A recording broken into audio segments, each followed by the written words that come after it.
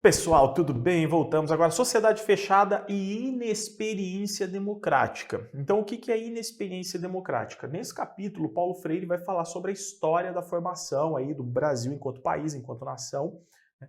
E sociedade brasileira, né? Na verdade. E ele vai contar a história, vai citar autores, enfim, argumentando sobre essa inexperiência democrática. Ou seja, desde sempre a massa, o povo brasileiro como um todo, ele não foi convidado a participar da construção social, ok? Então, nós somos marcados, né?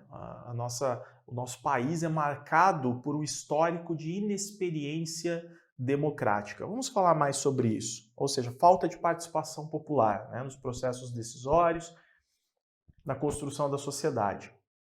Então, o ponto de partida aqui é o seguinte: ao analisarmos a sociedade brasileira como uma sociedade em trânsito, que é o momento, né, que ele percebe ali, referimos-nos às contradições que nos envolviam com os choques entre algo que se esvaziava e pretendia preservar-se e algo que emergia e buscava planificar-se.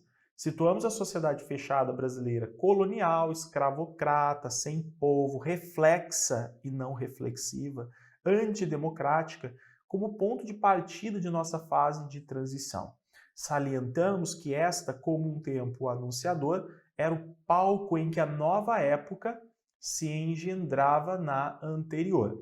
Aqui, não especificamente nesse trecho, né, mas como um todo, Paulo Freire faz uma crítica que é interessante, é muito simples, mas é interessante. Não adianta nós termos uma nova sociedade, né, mais urbana, mais industrializada, enfim, se os comportamentos, os costumes, os padrões, eles são todos da sociedade fechada, da antiga sociedade. Então, quer dizer, eu tenho mudanças sociais, mas eu não tenho democracia plena, eu não tenho participação, enfim, mantém-se, né, os mesmos costumes, os mesmos padrões que nós tínhamos na sociedade colonial. Isso não favorece em nada o nosso país, a nossa sociedade. Bem, o colonialismo, que é o ponto de partida, né, ele é marcado por uma inexperiência democrática, né, mas uma inexperiência que também pode se dizer política. As camadas inferiores ali da população não puderam participar do processo político, né? Não participaram, por exemplo, da solução dos problemas comuns. Por isso que nessa sociedade fechada aqui, o que prevalece para o Paulo Freire é o mutismo. O que é o mutismo? É a não participação popular na resolução de problemas comuns, problemas da sociedade.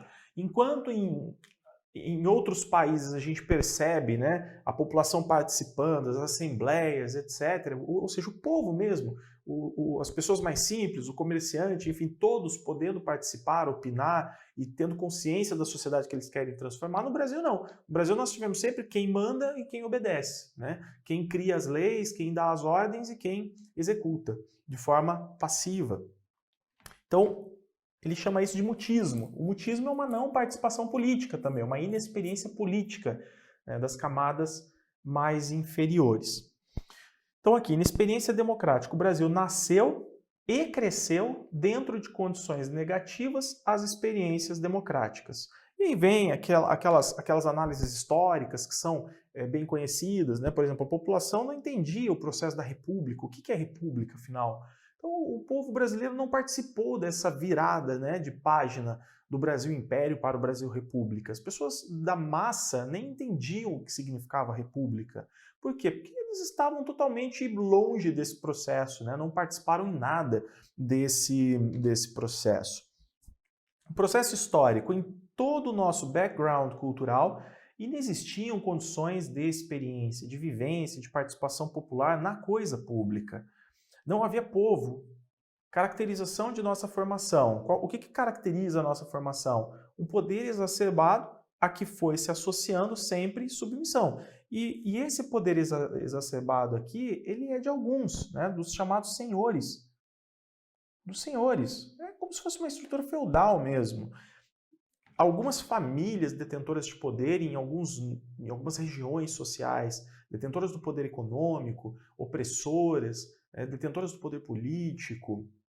Então, algumas famílias sempre controlaram, principalmente a gente percebe isso no norte, no nordeste muito forte, né? Mas como um todo. Depois nós tivemos a cultura do café com leite no Brasil, enfim. Então, a gente sempre percebe o mandonismo, o senhor mais forte, o senhor mais influente. Né? Então, isso é marcante na formação social brasileira. Beleza? Bom, o que mais que nós temos aqui? A gente tem um modelo econômico, né? Inclusive, aqui a gente percebe um modelo econômico, o modelo dos latifúndios, enfim, que geram uma centralização do poder político e cancelam, né? Talvez esse seja o termo que a gente usa hoje em dia, né? O cancelamento, enfim, mas impedem a convivência comunitária. Então, o modelo econômico adotado é que cria poder, centraliza poder e não contribui em nada para a convivência, para a vivência comunitária, para a participação comunitária na construção da sociedade. Então, o nosso processo histórico, resumidamente, ele é marcado por isso, né? O homem comum é sempre o homem esmagado ali pelo poder, obviamente, do opressor. E o que resta ao homem comum é a submissão. Submissão, acomodação às leis, enfim, né? Praticamente um comportamento sem criticidade. O que é diferente, né? A submissão ela tem relação com a acomodação do sujeito, o que é, obviamente, diferente da ideia de integração. Porque para se integrar à sociedade, o sujeito ele precisa da razão, ele precisa da consciência, e não é qualquer consciência, ele precisa da consciência crítica. Então, a integração do sujeito à sociedade, quer dizer, ele fazer questão de participar, ele lutar pela própria participação, ele defender a sua participação. Isso requer razão, requer consciência crítica e luta, requer movimento, requer ação. Né? Tudo que não existia e que não foi comum nesse processo histórico. Óbvio que nós tivemos alguns momentos, né, de grupos que tentaram romper com esse modelo de poder, enfim, mas não é o foco da obra, obviamente, e também foram alguns eventos, né? Não foi a realidade como um todo. Só a partir da rachadura da sociedade brasileira e de sua entrada na recente fase de transição, mais fortemente neste século, é que se pode falar de um ímpeto popular. Então, aqui, pessoal, o ímpeto popular é um ponto importante porque ele indica vontade, tá? Então, assim, o momento da rachadura já é um momento de uma certa conscientização. Né? Então, se o escravo, por exemplo, imagina, o escravo, ele, de forma alguma que ele pode se rebelar, que ele, é muito arriscado ele se rebelar ou ele querer lutar por direitos, enfim. Né? Nós temos na história, a gente tem o Quilombo dos Palmares, enfim, mas o escravo era muito arriscado isso para ele, para a própria vida dele, né? para a sua própria vida. Então não tinha condições de fazer isso. A mulher, em vários contextos, a massa, as pessoas mais pobres, enfim, sempre ali sempre sob muita opressão. Né? Mas chega um momento em que a gente já tem uma certa democracia, né? Que, por exemplo, o castigo, a punição, a pessoa não vai sofrer essas consequências. Então ela já tem uma possibilidade maior de participação, de pelo menos tentar contradizer, de lutar um pouquinho mais pelos seus interesses. Então essas possibilidades elas vão aumentando e com isso aumenta também o ímpeto popular, o desejo, a vontade de buscar alguma coisa. Então, essa rachadura da sociedade brasileira, ela oferece já, talvez, as primeiras condições para que a população possa querer participar, tá? Para que ela possa pensar em participação e querer participar. Então, a rachadura é uma oportunidade para a postura radical. Lembra da postura radical? Então, ela é uma oportunidade para a postura radical, para que o sujeito comece agora a olhar mais para os seus interesses e tentar, de repente, compreender melhor a sociedade. No entanto, nós falamos da consciência intransitiva e da transitiva ingênua. Então, o cuidado que tem que se tomar, que é um problema, é esse sujeito chegar nesse momento de transição e desenvolver ali uma consciência fanática, né, transitiva, ingênua. Bem, como eu falei para vocês, eu não vou analisar todo o processo histórico. A base do capítulo 2 é essa aqui, é a análise da sociedade fechada e a sua principal característica, que é a inexperiência democrática, beleza? Educação versus massificação. São coisas totalmente diferentes, né? Quando eu falo de educação, eu estou preocupado com o educando. Quando eu falo de massificação, eu estou preocupado com os meus interesses.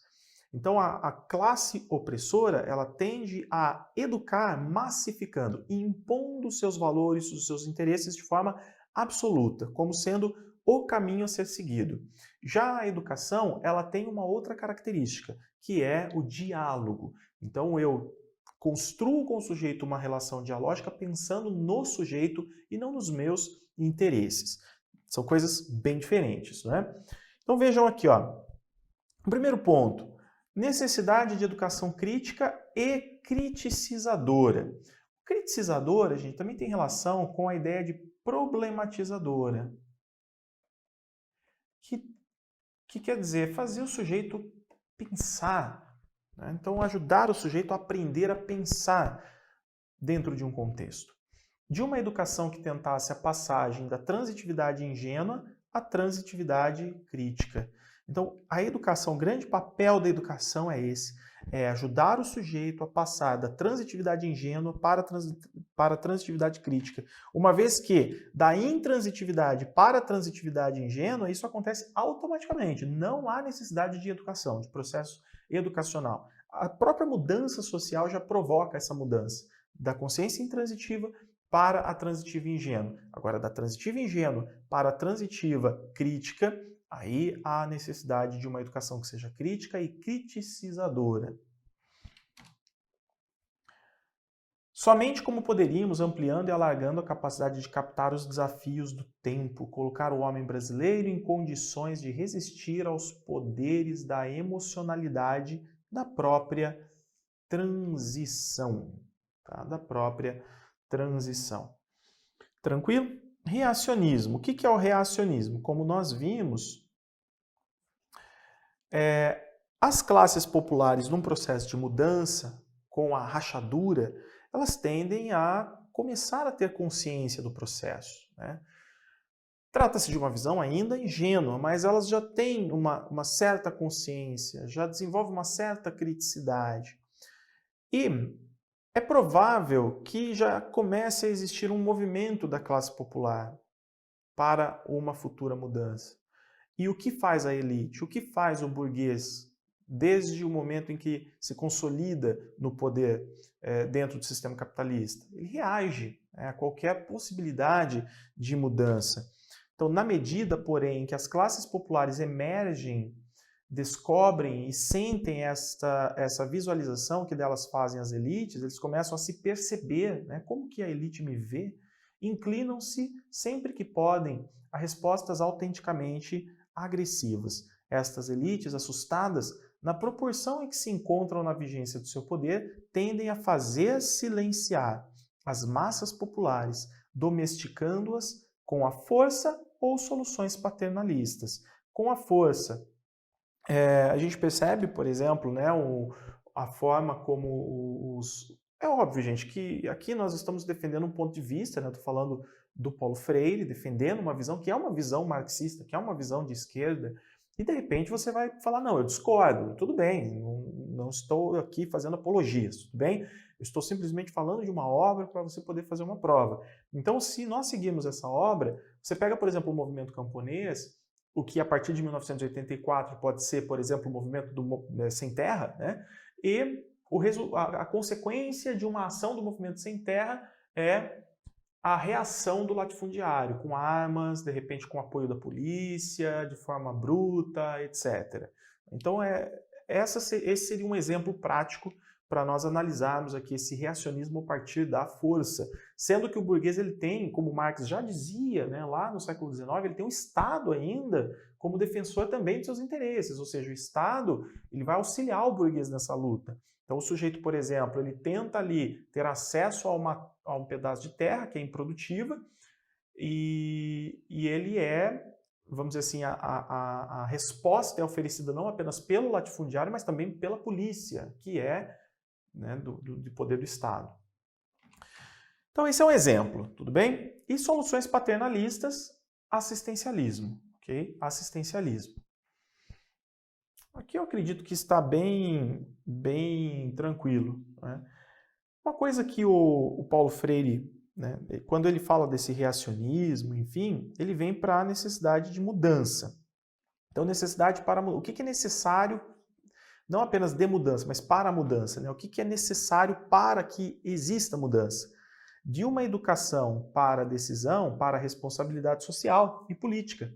Então, essa educação aqui, que é a educação crítica e criticizadora, é uma educação que vai tornar o sujeito consciente, não apenas, por exemplo, dos seus direitos, não apenas do seu papel na sociedade, mas das suas responsabilidades também. Ou seja, quais são as minhas responsabilidades para que exista mudança na sociedade.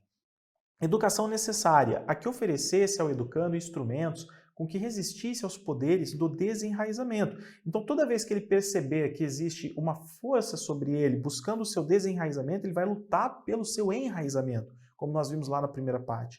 De que a civilização industrial a que nos filiamos está amplamente armada, tá? Armada.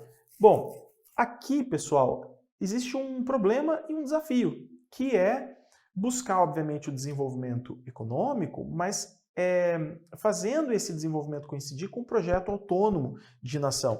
Porque a impressão que se dá é a seguinte, mas Paulo Freire é contra o desenvolvimento econômico. Uma vez que ele reage à burguesia, uma vez que ele por exemplo, ele fala em rebelião, ele fala em revolução, ele não quer o desenvolvimento da nação. Né? Então, lutar contra o burguês é lutar contra o desenvolvimento da nação. E na obra, por mais que essa ideia possa parecer, de repente, né, a partir de uma leitura equivocada, ela possa parecer uma verdade, não é isso. O que o Paulo Freire busca é essa ideia aqui de equilíbrio. Tá? Então, o que nós precisamos é de equilíbrio. Então, na sociedade aberta, que é a sociedade que nós queremos construir, o que a gente percebe? A gente percebe desenvolvimento econômico com participação social. A participação social é respeito ao sujeito. Participação social, diga-se, participação popular. A participação popular, participação das massas. Então nós queremos vencer aquilo que nós vimos no capítulo anterior, que é a falta de participação, que é a inexperiência democrática. A participação social ela está preocupada justamente com a experiência democrática. Então, como que a gente pode equilibrar desenvolvimento econômico com experiência democrática, com todos podendo participar da sociedade, sem opressão, né, sem submissão? Porque o modelo de desenvolvimento econômico que nós temos até então é um movimento que, para se sustentar, ele precisa oprimir, ele precisa explorar, ele precisa anular alguém. E como que a gente vence isso, ou como que a gente consegue esse equilíbrio entre desenvolvimento econômico e mais participação social e, no caso, busca, né, e valorização da experiência democrática. Beleza? Essa é a proposta. Então vamos lá. E aqui é um detalhe, né? Óbvio que quando a gente aumenta a experiência democrática, consequentemente, aumenta o quê? A participação da população aumenta e os seus privilégios e benefícios aumentam também. Se nós pensarmos que, na verdade, as coisas mudam de mão, a burguesia, a elite, ela vai perder um pouco do poder dela para que a massa possa ascender e a gente tentar um equilíbrio. Né? Então, seria mais ou menos isso. Então, aqui nós temos uma ascensão popular. E essa ascensão popular, ela não é bem vista pela elite. Então, recai aqui sobre a ascensão popular a reação da elite, né? Das formas como nós vimos, a partir da força ou de soluções paternalistas. Essência da democracia. Envolve uma nota fundamental que lhe é intrínseca, a mudança. Os regimes democráticos se nutrem, na verdade, de termos em mudança constante. São flexíveis, inquietos. Devido a isso mesmo, deve corresponder ao homem desses regimes maior flexibilidade de consciência. E o Paulo Freire aqui fala uma verdade. Por quê? Estou falando que quem sou eu para julgar o Paulo Freire, né? Mas ele fala uma verdade no seguinte sentido: se nós percebermos, ao longo dos anos, nas décadas de 80, 90, nos anos 2000 e agora, o que a gente percebe é o aumento das minorias. Se eu, por exemplo, quiser sustentar uma sociedade rígida, fechada, defendendo sempre os mesmos padrões do que é bom, o que é ruim, cultivando, por exemplo, as dicotomias e os binarismos, a gente tende a ter muitos conflitos. Essa sociedade, ela tende a criar muitos conflitos e aquele que está no poder, ele sempre vai reagir com mais força para eliminar as minorias. E essa sociedade, ela tende a ser cada vez menos democrática. Então, quando a gente fala de valorização das minorias, quando a gente percebe que numa sociedade democrática as minorias tendem a surgir mesmo, a ascensão popular ela tende a acontecer em vários contextos, essa sociedade ela vai passando por mudanças e por transformações. Não dá para manter um modelo rígido, eu estou sempre no poder, aquilo que eu defendo é sempre o padrão de certo, de algo positivo, etc. Fica muito mais difícil. Então, uma sociedade, para ser verdadeiramente democrática, é imprescindível que ela seja também uma sociedade flexível, né? Mais flexível. Bom,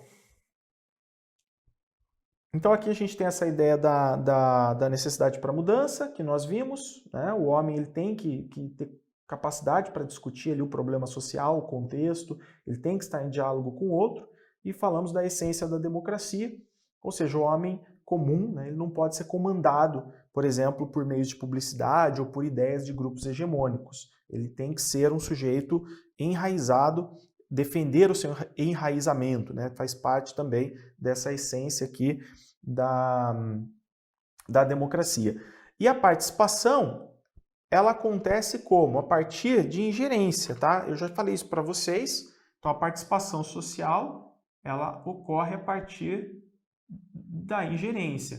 Então, o homem comum, ele tem que fazer questão de participar cada vez mais da sociedade. Eu falei lá na primeira aula, se eu não estou enganado, ele tem que participar da igreja, ele tem que participar do sindicato, ele tem que participar da associação de bairro, ele tem que participar da escola, tem que participar ativamente das agremiações dentro das empresas, enfim, ele tem que estar na sociedade participando e participando dos processos decisórios da vida pública, da vida social, resolvendo problemas comuns. Tá? Então, isso é fundamental, ou seja, aprende-se a agir democraticamente, a construir uma sociedade democrática a partir da ingerência. A ingerência seria o como. E um ponto interessante, o Paulo Freire entende que a ingerência é um direito do homem comum. Participar da vida social, construir a vida social tem tudo a ver com o seu enraizamento, com a concepção de homem que nós vimos lá na primeira parte. Tá? Então é um direito do homem comum, é o como nós construímos uma sociedade mais democrática que está ali em fase de transição.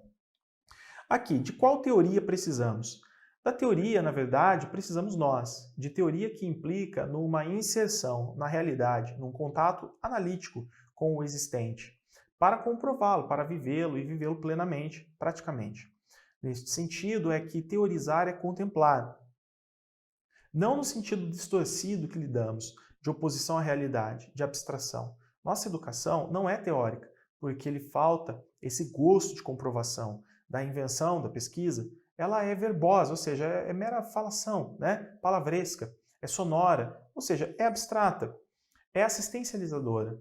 A teoria é assistencializadora em que sentido, Vinícius? No sentido que o professor, por exemplo, vamos supor, da teoria repassada em sala de aula, o professor ele se vê como um transmissor, um mero transmissor. Então ele fala assim, eu sei a verdade, eu vou passar essa verdade para o meu aluno, é como se eu estivesse fazendo um bem para ele. É uma assistência que se dá ao sujeito, oferecendo conhecimento pronto e acabado para ele.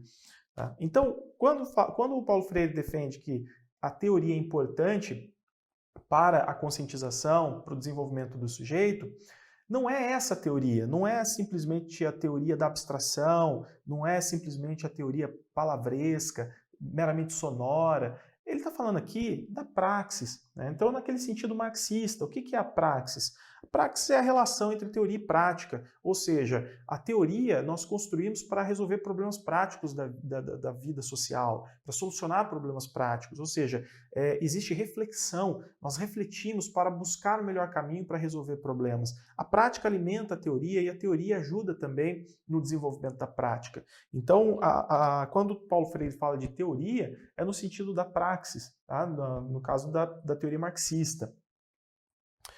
Educação esperada. O que se espera diante disso? A educação teria de ser, acima de tudo, uma tentativa constante de mudança de atitude, de criação de disposições democráticas através da qual se substituíssem no brasileiro antigos e culturológicos hábitos de passividade por novos hábitos de participação e ingerência de acordo com o novo clima da fase de transição. Vou dar um exemplo muito claro. Por exemplo, o sujeito ele é gari, né? Então é gari ou é lixeiro. Então ele tem uma visão, a visão que foi construída na sociedade é que ele não tem valor. Por exemplo, um médico vale muito mais que você, um empresário vale muito mais do que você, um professor vale muito mais do que você. E ele fica ali passivo, ele não faz questão de participar da sociedade porque ele entende que a cultura que ele tem não é uma cultura boa, não é uma cultura, por exemplo, suficiente para participar, ele não se vê no direito de participar. E quando ele passa pela educação, por essa educação crítica, ele percebe a concepção de homem, ele percebe que ele é um sujeito enraizado, ele percebe que ele é homem como os outros, que ele também produz cultura. Então ele entende que, na verdade, ele tem valor na sociedade. E por ter valor na sociedade, ele também tem direitos. Isso muda a consciência do sujeito na sociedade. Então ele começa a analisar o seguinte: apesar de ser gari e de existir uma hierarquia de profissões com relação a remunerações, etc., na sociedade, eu tenho o direito de participar, eu tenho o meu valor, eu tenho a minha participação, eu contribuo com essa sociedade. E ao perceber a essência enquanto homem, o processo histórico e a sua existência no mundo, ele também se responsabiliza por uma participação maior. Então nós temos uma transformação, inclusive, na mentalidade desse sujeito, que vai exercer agora um outro papel na sociedade. Só a educação crítica pode formar esse sujeito. É o sujeito que vai sair da passividade, ele vai superar os hábitos de passividade por novos hábitos de participação e ingerência, de acordo com o novo clima da fase de transição. Ok? Então essa é a educação esperada. Logo, nós precisamos, por exemplo, faz parte disso superar o analfabetismo? Com certeza. No entanto, nós vamos ver na última parte que não adianta eu simplesmente alfabetizar, né, ensinar a ler e escrever de forma mecânica, sem que o sujeito desenvolva essa nova postura. Lembra que nós temos que ajudar o sujeito a sair da condição de insuficiência, em que ele se vê insuficiente na sociedade, para de autossuficiência, em que ele se vê como membro da sociedade e capaz de participar da sociedade. Simplesmente alfabetizar, ensinar a ler e escrever não basta. É preciso, junto a isso, oferecer também uma formação política para esse sujeito, a sua conscientização, a sua criticidade. E nesse caso, Paulo Freire vai defender, por exemplo, a educação que ajude o sujeito a desenvolver, por exemplo, o gosto pela pesquisa, né? O sujeito que gosta de pesquisar, de constatar, de refletir sobre fatos e não simplesmente receber passivamente. Então, o sujeito que está na consciência transitiva, ingênua, ele recebe tudo passivamente e vê, são verdades. Eu sei que algo é verdade quando a mídia me passou, quando alguém da elite me passou, e ele compra aquela ideia. Não, isso na verdade é um processo de massificação. O sujeito consciente, crítico, é aquele que está na consciência transitiva crítica. É aquele que, diante dos fatos, diante daquilo que contam para ele, ele vai ainda constatar, ele vai ver se realmente isso é uma verdade. Então ele assume o gosto pela pesquisa, pela constatação, e ele consegue desconfiar daquilo que a mídia, daquilo que as instituições de poder, daquilo que a elite passa o tempo todo para ele.